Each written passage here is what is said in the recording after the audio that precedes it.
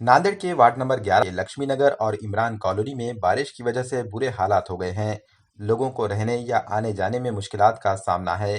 3 साल कबल महानगर पालिका ने इमरान कॉलोनी गुलजार बाग से एक नाली निकालकर लक्ष्मी नगर के रास्ते मरकज की तरफ ले जाने के मंसूबे को मंजूरी दी थी, लेकिन ये सिर्फ कागज पर ही रह गया है।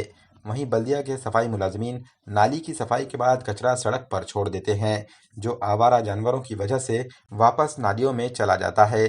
लक्ष्मीनगर इलाके में जहां बच्चों को स्कूल जाने में दुश्वारियों का सामना है, वहीं इलाके के लोग डेंगू, मलेरिया और डायरिया जैसी बीमारियों में मुब्तला हो रहे हैं।